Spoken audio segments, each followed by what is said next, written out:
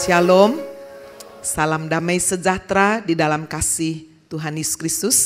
Saya mengucapkan selamat datang Bapak Ibu Saudara semua yang hadir, semuanya welcome.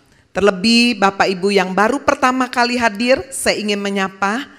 Apa ada yang baru pertama kali hadir beribadah di gereja Happy Family? Boleh angkat tangannya. Kami ingin menyapa Bapak Ibu Saudara yang baru pertama kali hadir. Ada? Ada. Satu. Ada lagi saudara yang baru pertama kali hadir. Mari kita beri sambutan yang meriah. Selamat datang di gereja Happy Family Center. Setiap bulan gereja Happy Family Center memiliki subtema untuk kita bisa mendapatkan kebenaran firman secara teratur, sistematis, dan boleh memberkati kita.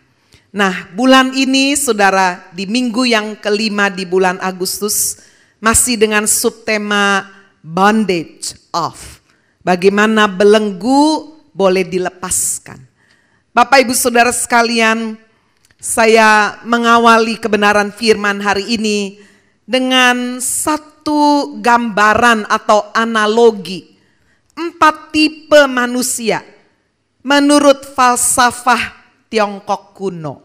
Wah ya, orang Tiongkok kuno ini banyak falsafah, banyak filosofi yang kalau kita pikir-pikir ya betul juga. Yang pertama saudara, ini menggambarkan posisi kehidupan manusia. Yang pertama istilah Huang Tisen, Huang Tiku. Ya, kalau saya salah pronunciation, Tui Puci saudara ya. Nah, ini artinya adalah badannya raja, tulangnya juga tulang raja. Apa artinya? Kelompok ini saudara menggambarkan orang yang kaya, ya, kerja keras, uangnya banyak, tetapi juga jiwanya kaya, bisa menggunakan kekayaannya, dinikmati, bahkan bisa berbuat baik kepada orang-orang di sekelilingnya. Orang ini murah hati, tidak pelit saudara. Jika dia Kristen, dia juga tidak segan-segan menabur pekerjaan Tuhan.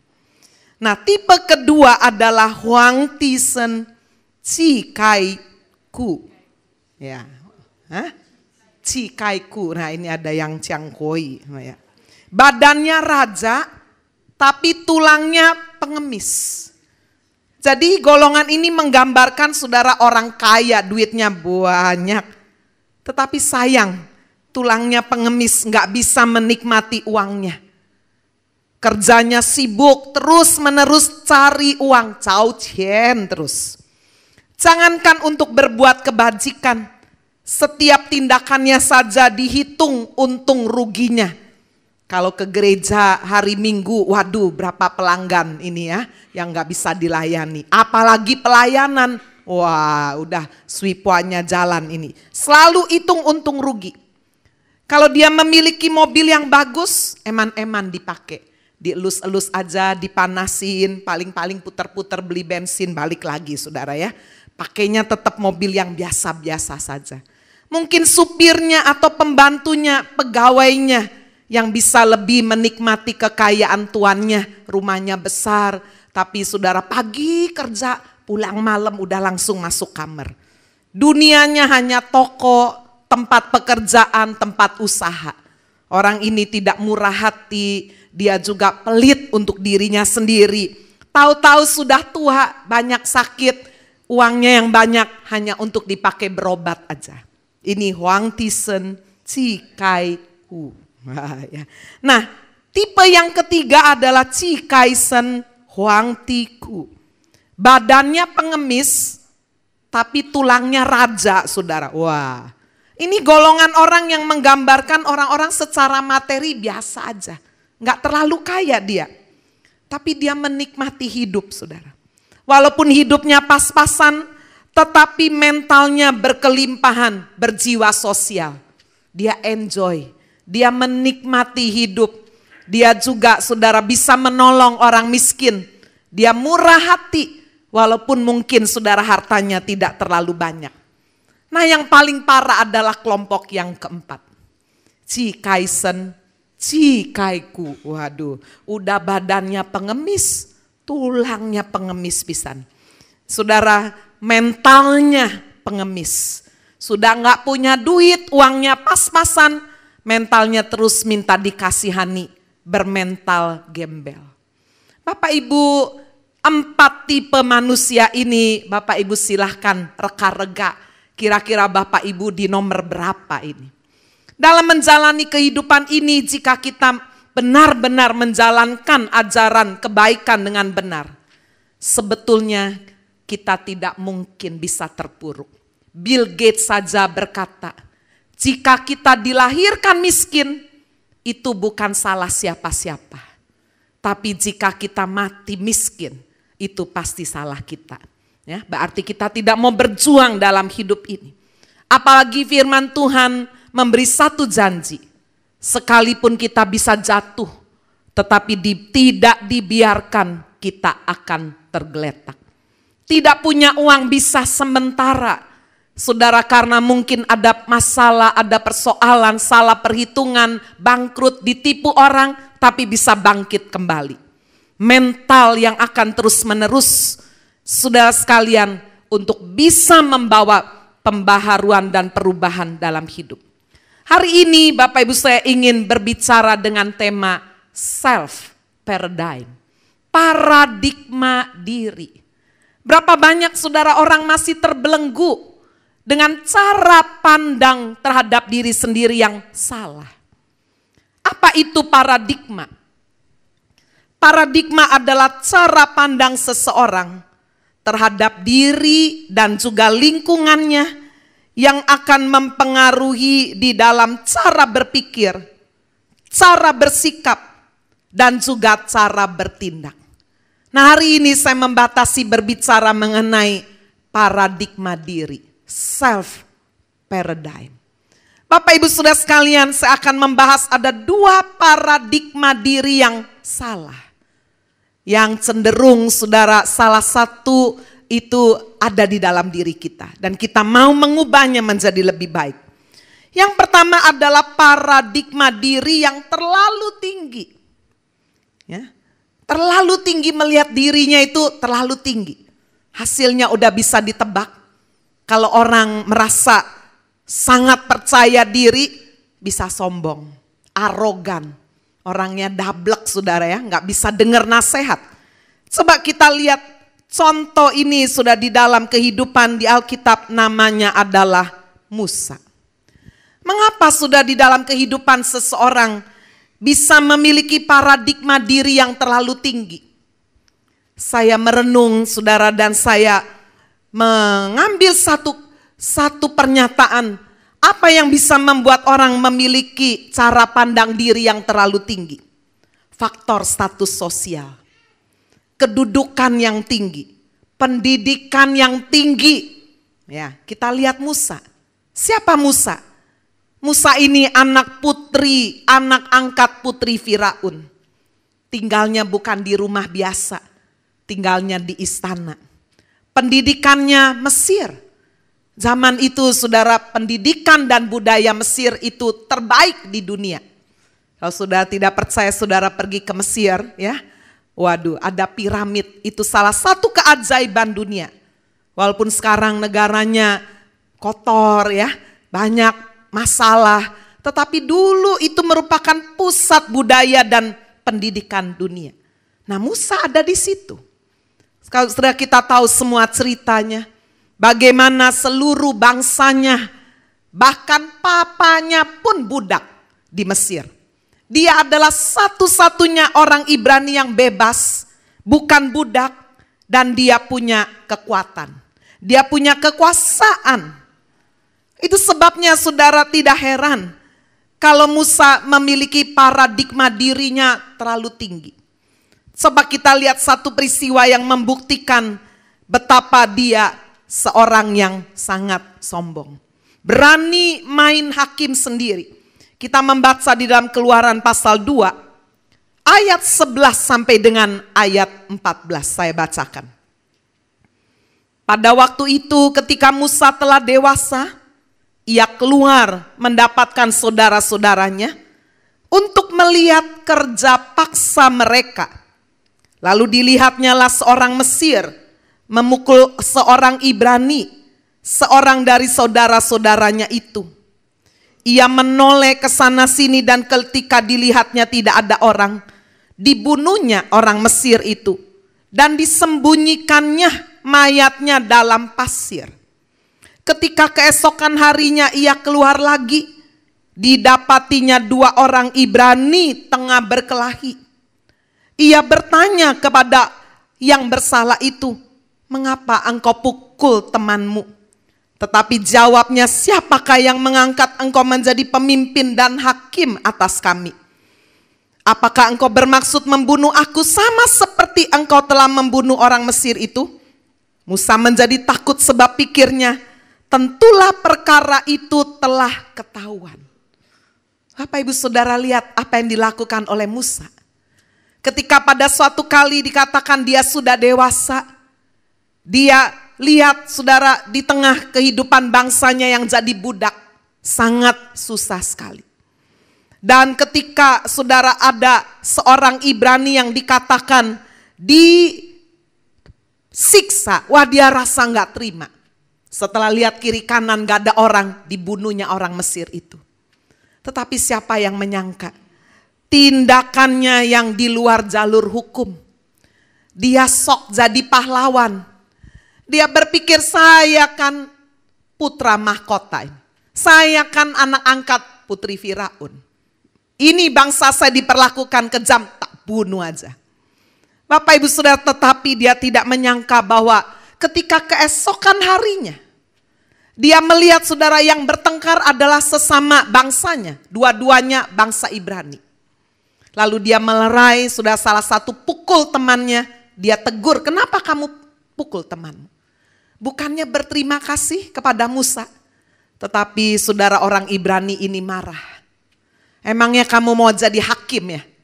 Kamu mau bunuh aku ya sama seperti kamu bunuh kemarin itu orang Mesir?" Wah, dia jadi takut sekali. Bapak Ibu Saudara-saudara sekalian, ini sama seperti orang kena batunya. Kalau Bapak Ibu lihat di pemerintahan Indonesia, ada orang-orang yang merasa dirinya begitu tinggi kedudukannya, tidak mungkin bisa dijamah oleh hukum. Betul nggak? Sepertinya udah aman. Tapi siapa yang menyangka kalau kemudian mereka harus berurusan dengan hukum, bahkan masuk penjara. Pasti ini menimbulkan satu perasaan trauma yang luar biasa, kaget. Saudara Musa alami itu. Sampai dia melarikan diri dan dia tidak berani menghadapi jalur hukum karena dia pasti dihukum mati. Dia melarikan diri dan betul-betul sudah sekalian dia meninggalkan istana. Ini adalah contoh orang pertama yang saya ambil dalam Alkitab. Bagaimana memiliki self paradigm. Cara pandang diri yang terlalu tinggi.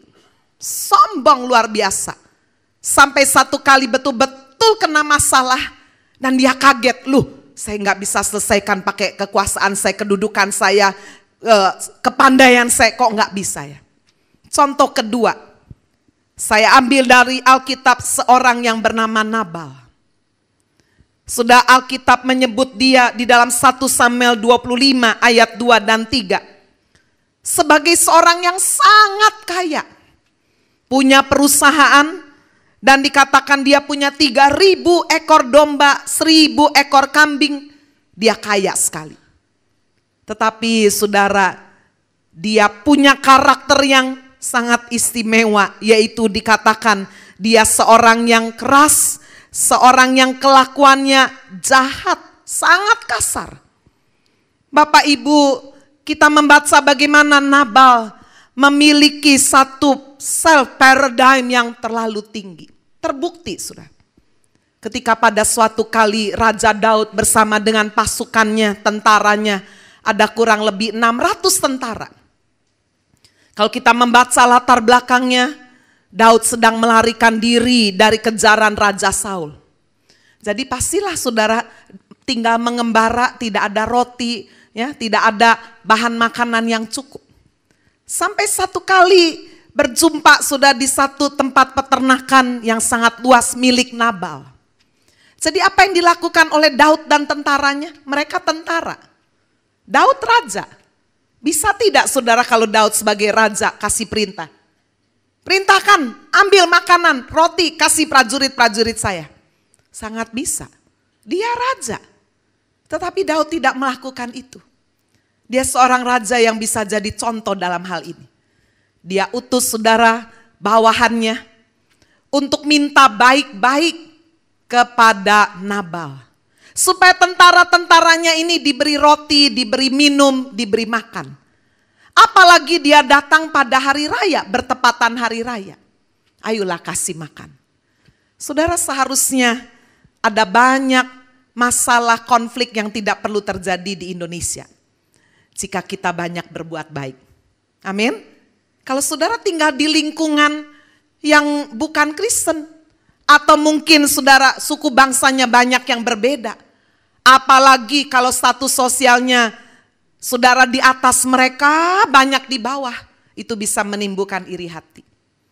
Tapi coba kalau saudara berbuat baik, sering lakukan bakti sosial, menolong orang miskin, anak-anaknya dikasih pendidikan, saya jamin, saya yakin mereka akan membela, menjaga kita. Gereja Happy Family Center di Embong Sawo paling tidak 1 tahun 2 kali mengadakan bakti sosial. Saudara kumpulkan lewat RT RW-nya orang-orang yang miskin untuk mendapatkan pertolongan. Jika mereka juga minta supaya tempat RT RW-nya dicat, dengan senang hati kita bantu. Bapak Ibu Saudara, dengan demikian kita sedang mengupayakan kerukunan dengan orang-orang di sekeliling kita. Apalagi jika kehidupan status sosialnya di bawah kita. Tapi apa yang dilakukan oleh Nabal? Saudara sekalian, sekalipun bawahannya Daud ini meminta dengan hormat, memberi salam, tetapi dibalas dengan caci maki, dibalas dengan penghinaan. Dia tidak bersikap hormat terhadap Raja Daud dan sangat sombong. Coba kita lihat dalam 1 Samuel 25 ayat 10 dan ayat 11. Tetapi Nabal menjawab anak buah Daud itu, katanya, siapakah Daud? Siapakah anak Isai itu?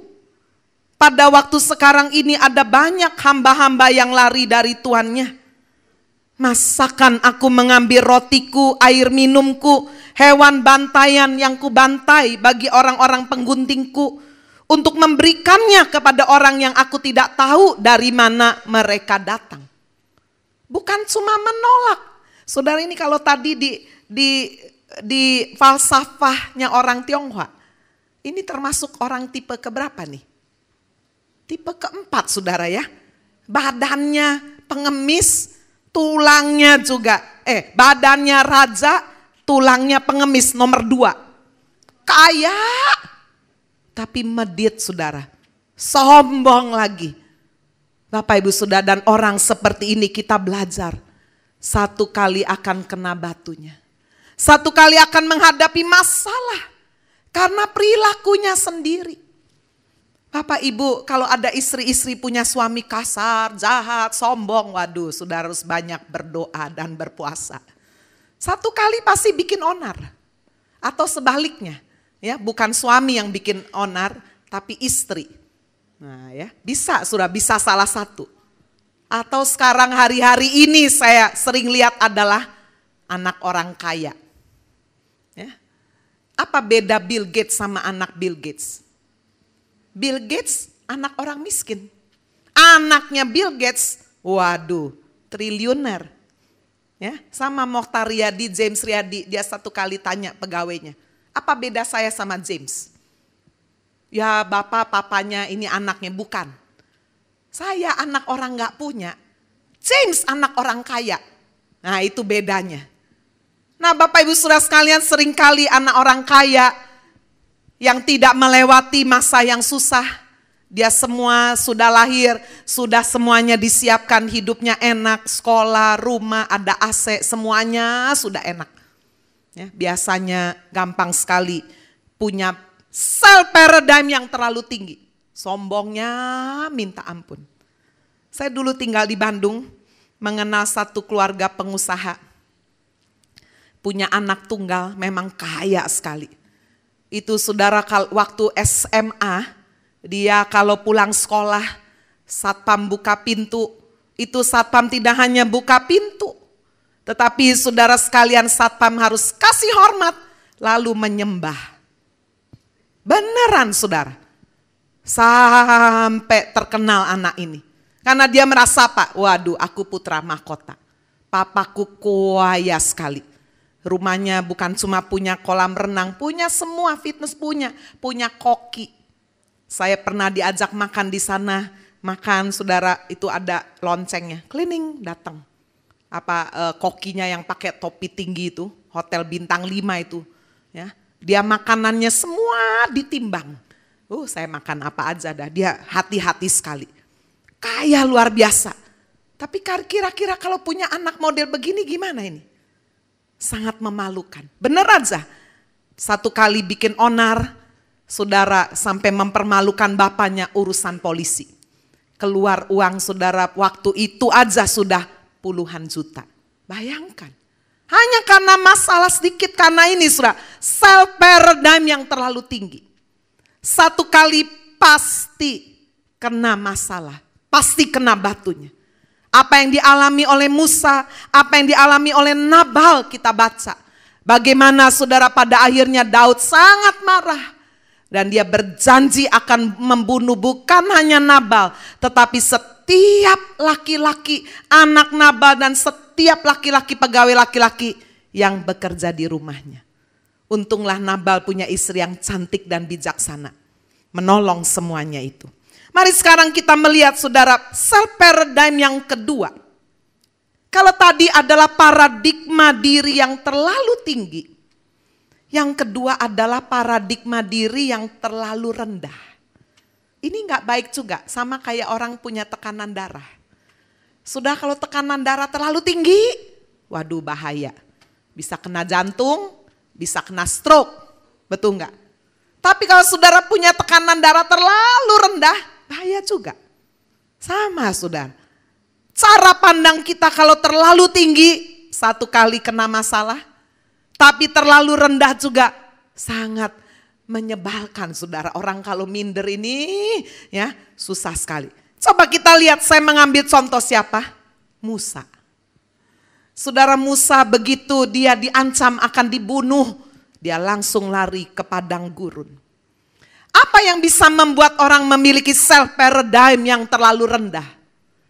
Proses hidup penderitaan, trauma, kepahitan, kekecewaan. Sudah sekalian membuat orang itu betul-betul hancur harga dirinya. Bukan hanya sudah jadi orang yang baik, tapi benar-benar orang yang terlalu rendah harga dirinya. Coba kita lihat Musa. Musa dari istana ke padang gurun, jeglek langsung. Bukan dari istana ke rumah biasa, ke padang gurun. Dulu dia saudara didampingi oleh dayang-dayang, mau apa aja tersedia, available. Sekarang boro-boro dayang. Orang pun jarang. Tiap hari dia ketemu kambing domba, panas, padang gurun. Dia harus mengembara berdebu, itu pekerjaannya. Tetapi saudara lama-lama keberadaannya di padang gurun sebagai gembala membuat dia terbiasa juga. Saudara 1 bulan, 2 bulan, setahun, 2 tahun mungkin itu berat sekali buat Musa. Tapi lama-lama dia menyesuaikan diri. Hidup di padang gurun 40 tahun. Saya pernah mendengar kesaksian seorang aktor dan istrinya, keluarganya, Robby Sugara. Ya, waktu suaminya nyeleweng meninggalkan rumah, istrinya kalau nggak salah punya 6 anak. Masih kecil-kecil semuanya. Waduh, sudah dari satu status sosial hidup yang baik, aktor terkenal, tiba-tiba suaminya pergi meninggalkan rumah. Jangankan menyalakan AC, listrik aja nggak bisa bayar.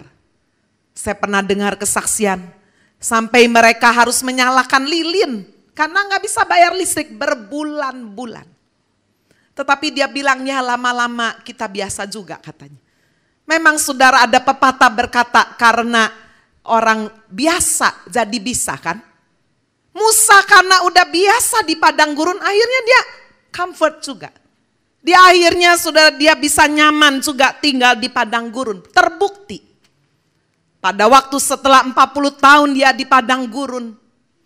Saudara sekalian, Tuhan menjumpai dia secara spektakuler, divine, ya, appointment, perjumpaan secara ilahi. Yaitu ketika Musa melihat di satu semak belukar, wih ada apinya, tapi waktu dia dekat kok nggak kebakar. Bukankah ini sesuatu yang spektakuler? Bahkan dia mendengar sudah dari semak belukar itu, satu suara memanggil dia, Musa, Musa. Tuhan mau memakai Musa untuk membawa bangsa Israel keluar dari Mesir. Tetapi saudara lihat, orang yang dulu sangat percaya diri, pintar sekali. Dia dapat pendidikan Mesir, manajemen, politik, ilmu militer, ilmu perang. Dia dapat semua. Dia menolak panggilan Tuhan. Dia lupa akan jati dirinya untuk apa ia dilahirkan. Dengan keadaannya yang begitu spesial, kita baca bagaimana waktu orang tua Musa, ibu Musa Yohebed melahirkan Musa dikatakan karena iman. Musa dipertahankan saudara selama 3 bulan. Karena iman. Mereka melihat bahwa anak ini Tuhan akan pakai memiliki rencana yang luar biasa. Sampai setelah 3 bulan Musa dimasukkan ke dalam peti. Lalu kemudian saudara ditaruh di atas sungai Nil. Dan terjadilah bagaimana kemudian bertemu dengan putri Firaun. Tetapi saudara lihat penderitaan yang hebat. Trauma, kekecewaan. Apalagi dengan lamanya waktu 40 tahun di padang gurun. Musa sampai lupa akan jati dirinya. Dia lupa tujuan hidup dia lahir itu untuk apa. Coba kita lihat Keluaran pasal 3. Keluaran pasal 3 kita melihat pada ayatnya yang ke-11. Saya akan bacakan sampai ayat 14. Tetapi Musa berkata kepada Allah, siapakah aku ini? Maka aku yang akan menghadap Firaun dan membawa orang Israel keluar dari Mesir. Lalu firman Tuhan, bukankah aku yang akan menyertai engkau? Inilah tanda bagimu bahwa aku akan mengutus engkau. Apabila engkau telah membawa bangsa itu keluar dari Mesir, maka kamu akan beribadah kepada Allah di gunung ini. Lalu Musa berkata kepada Allah, tetapi apabila aku mendapatkan orang Israel dan berkata kepada mereka, Allah nenek moyangmu telah mengutus aku kepadamu. Dan mereka bertanya kepadaku bagaimana tentang namanya? Apa yang harus kujawab kepada mereka? Firman Allah kepada Musa, aku adalah aku. Lagi firmannya, beginilah kau katakan kepada orang Israel, akulah aku telah mengutus aku kepadamu. Musa menolak panggilan Tuhan. Musa meragukan penyertaan dan keberadaan Tuhan. Tuhan mau menyertai saya? Tidak mungkin.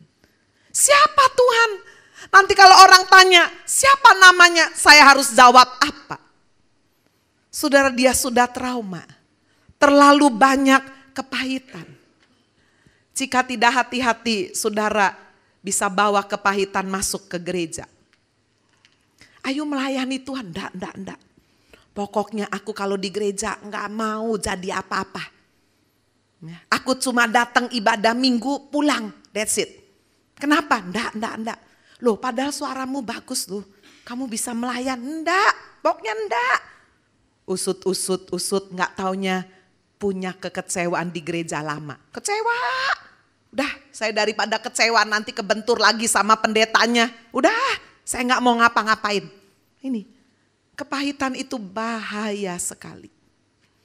Saya punya kakak ipar, saudara, papanya itu pernah depresi sangat berat. Pengusaha yang cukup sukses, kerja keras, rajin, luar biasa. Tetapi dia ditipu, saudara, oleh saudaranya sendiri. Kecewa. Sampai akhirnya dia gak mau kerja lagi, lebih parah, dia gak mau ketemu orang. Kerjanya cuma makan, tidur, suruh mandi juga susah sekali. Hati-hati saudara. Seorang bisa dihantam cara pandang dirinya karena kepahitan. Karena peristiwa-peristiwa menghantam hidupnya, dia rasa enggak kuat. Musa menjadi seorang yang sangat rendah diri dan tidak percaya diri. Padahal kalau saudara baca di Keluaran pasal 3 sampai Keluaran pasal 4. Tuhan jelas-jelas sudah memilih Musa, memanggil dia, menyatakan diri, menampakkan diri, berbicara langsung. Enggak pakai perantara, enggak pakai broker, enggak katanya, langsung. Tuhan bahkan sudah berjanji menuntun bangsa Israel keluar dari perbudakan melalui Musa. Tuhan bahkan sudah menyatakan planning, blueprintnya udah dikasih tahu. Ini ya, nanti kamu akan bawa bangsa ini keluar. Walaupun pada awalnya Raja Firaun menolak, tapi aku akan kasih kamu kuasa, tanda-tanda. Nanti kamu lihat orang-orang Mesir akan bermurah hati, akan kasih kamu harta, emas, anting, semua. Waktu bangsa ini keluar dari Mesir, semuanya akan jadi orang kaya. Ini Tuhan sudah kasih semua, nanti saudara baca itu. Keluaran 3 ayat 18 sampai ayat 22. Menyatakan rencananya. Tetapi Musa berkata, enggak Tuhan. Dia memandang dirinya tidak memiliki kapasitas yang sesuai. Bahkan waktu Tuhan bilang, Musa, di tanganmu ada apa? Tongkat. Coba lempar tongkatnya. Begitu lempar, tongkatnya jadi ular. Musa malah lari takut. Coba pegang buntutnya, ekornya. Waktu dipegang ekornya, jadi tongkat lagi. Sekarang kamu masukkan tanganmu ke kantong bajumu. Langsung keluarin lagi kusta. Sekarang masukin lagi, sembuh. Keluarin, sembuh. Tuhan sudah kasih tanda begitu jelas. Bapak Ibu, kalau saudara membaca Keluaran pasal 3, Keluaran pasal yang keempat, kita membaca tidak kurang dari 5 kali Musa menolak. Mati-matian dia menolak pilihan Tuhan. Tuhan sudah berjanji akan menyertai lidahnya, mengajari apa yang harus dikatakan. Kan dia bilang, saya enggak bisa, saya gagap, saya enggak pinter ngomong. Dari dulu enggak bisa, sekarang enggak bisa. Saudara pernah ketemu orang yang dulu pemberani, jadi ciut banget. Rasa semuanya enggak mampu, depresi orang ini. Saudara Musa berkata, ini aku, utuslah dia. Gitu saudara. Dia enggak berani bilang, ini aku, utuslah aku. Ini aku, utuslah yang lain saja. Bapak Ibu Saudara, cara pandang diri yang terlalu rendah membuat banyak orang saudara lumpuh, tidak berdaya, sampai akhirnya kemudian hancur. Tuhan menjadi sangat marah kepada Musa, sampai akhirnya dia bilang, ya udah kamu nggak mau, saya akan pakai Harun untuk bicara. Musa mau tidak mau akhirnya melakukan firman Tuhan. Bapak Ibu Saudara, di manakah kita berada? Self paradigm kita yang mana? Saya akan masuk kepada bagian akhir, bagian kesimpulan. Tuhan menghendaki kita tidak memiliki self paradigm yang terlalu tinggi. Sampai membuat kita sangat sombong, angkuh, bikin masalah. Saudara ya, orang selalu bilang, waduh kalau dia keras kepala. Ya. Atau juga sebaliknya, Tuhan gak mau kita jadi orang yang minder, rendah diri, disuruh ini gak bisa, itu gak bisa. Gak ada yang gak punya kemampuan, gak ada lagi inisiatif. Saya masuk pada bagian akhir. Hiduplah yang pertama saudara dengan God's paradigm. Dengan paradigma Allah. Saudara memandang diri kita bukan karena faktor uang. Bukan karena faktor kedudukan. Bukan karena faktor status sosial. Bukan faktor kepandaian, bukan. Tetapi karena bagaimana Allah memandang kita. Apa yang dikatakan firman, mari kita melihat Yesaya 43. Yesaya pasal 43 ayatnya yang keempat.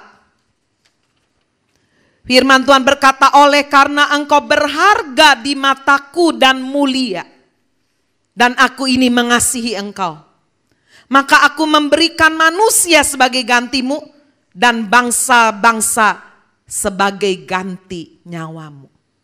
Saudara, inilah paradigma Allah memandang kita. Engkau berharga, engkau mulia, aku mengasihi engkau.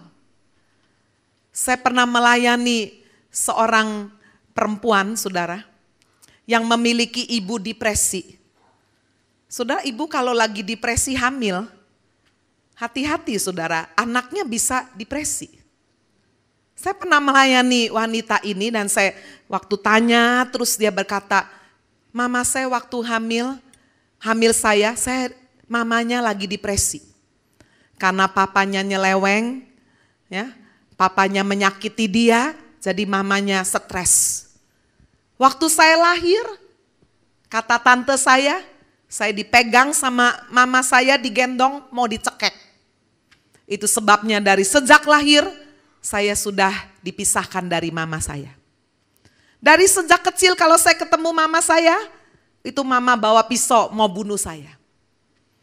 Waktu saya masih kecil sekali, masih umur kurang lebih 5-6 tahun.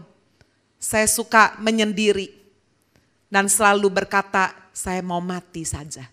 Coba bayangin, anak kecil umur 4-5 tahun kan lagi seneng-senengnya. Tapi anak ini berkata, saya mau mati aja. Saya mau bunuh diri. Coba bayangin, dari mana anak kecil bisa mendapat istilah bunuh diri? Dia, saudara, ditransfer roh depresi dari mamanya. Itu sebabnya, saudara, mama yang hamil bukan aja mempengaruhi anaknya secara makanan, tetapi mempengaruhi anaknya secara jiwa, secara mental. Itu sebabnya orang dunia suka kasih nasihat begini. Kalau lagi hamil jangan benci orang, nanti mukanya podo loh. Betul gak saudara? Itu ada betulnya. Sebab kalau saudara lagi, ini perempuan lagi hamil ini, benci. Ya, orang benci kan masuk terus ke pikiran. Nah itu tercetak di dalam diri anak saudara. Ya, benar saudara. Sehingga pada waktu lahir, kok mukanya kayak orang yang dibenci. Saya punya teman juga pernah begitu tuh sudah. Dia benci banget sama mertua lakinya. Waktu punya anak heran, mukanya gak kayak mamanya, gak kayak papanya. Ya, mamanya cantik, papanya ganteng. Saya bilang, anakmu kayak siapa ini? Kayak engkongnya. Persis plek. Dia ketawa, memang aku waktu hamil muangkel pol sama mertua lakiku. Cerewetnya, biasa yang cerewet perempuan ini ndak, ini laki katanya. Hati-hati. Jadi sudah saya ceritain yang perempuan yang saya layanin, depresi dari sejak kecil. Waktu kemudian saudara dia SMA, selesai SMA dia pindah keluar kota supaya melupakan masa lalu. Dia bekerja sudah di satu perusahaan dengan rajin. Dia tutupi masalah pribadi. Dia paling menghindar kalau orang tanya orang tua karena dia gak mau. Karena buat dia kehidupan masa kecil sangat menyakitkan. Siapa yang menyangka? Sudah di tempat pekerjaannya dengan gesit dia bekerja. Majikannya adalah seorang perempuan single, tidak menikah. Wah, kasih dia tempat tinggal yang baik, dikasih mobil. Tapi ternyata saudara, majikannya lesbian. Jadi dia ditiduri juga. Sampai waktu ketemu saya dalam kondisi depresi udah kayak robot. Dia bisa menceritakan semuanya itu pada waktu kami sudah bisa membangun satu kepercayaan ya. Bisa komunikasi, dia bisa percaya sama saya. Dia merasa bahwa hidupnya sudah tidak ada artinya lagi.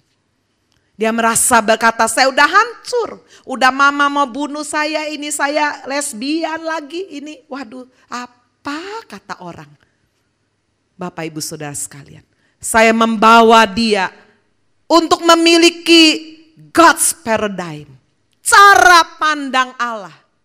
Saya lihat kisah ini dalam buku saya Luka Batin. Itu salah satu kasus besar saudara yang saya layani sampai dia bisa pulih kembali. Waktu dia depresi badannya 3 kalinya saya. Gemuk. Kenapa saudara? Karena dia kasih obat tidur, obat tenang.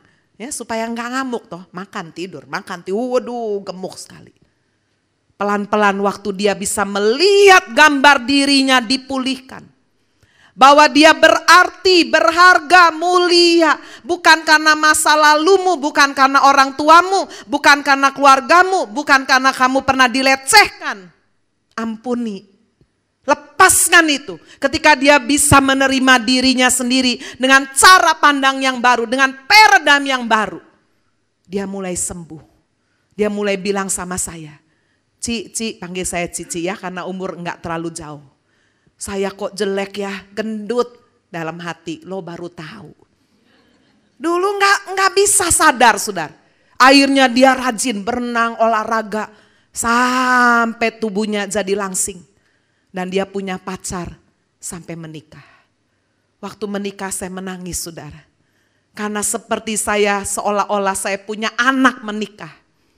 Padahal umur saya pada waktu itu belum 30 tahun. Saya melayani dia. Saya hadir dalam pernikahannya, dia memberikan speech. Bagaimana dia berterima kasih kepada Tuhan. Dia juga tidak bisa lupa kepada seorang yang membawa dia memiliki gambar diri yang baru. Dia sebut nama saya. Bapak Ibu Saudara sekalian, God's paradigm.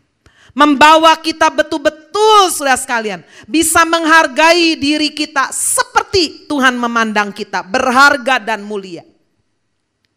God's paradigm. Cara pandang Allah memampukan kita. Kuat untuk menjalani proses hidup. Tuhan Yesus berkata, marilah. Semua yang letih lesu dan berbeban berat datanglah kepadaku. Aku akan berikan kelegaan kepadamu. Pikulah kuk yang kupasang. Tuhan mau sudah kita menjalani proses hidup. Tuhan tidak berjanji kalau kita ikut Tuhan jalan hidup itu lurus, mulus, enak, terus tidak. Ada proses hidup. Yang bisa proses hidup kita mungkin pasangan hidup. Mungkin anak, mungkin orang tua, mungkin orang di sekeliling kita. Yesus berkata, pikulah kuk yang kupasang. Sebab kuk itu ringan, enak dan ringan. Dan saudara belajarlah melihat bahwa seringkali justru melalui proses hidup, saudara justru dibawa hidup dekat Tuhan. Amin. Amin saudara. Ada salah satu jemaat yang dulu hidupnya jauh dari Tuhan, tapi hidupnya biasa-biasa aja, gak ada masalah. Begitu ada konflik masalah dalam keluarga, dia gak dipercaya sama ayahnya. Ayahnya lebih membela kakak lakinya, dia anak perempuan. Dia kecewa.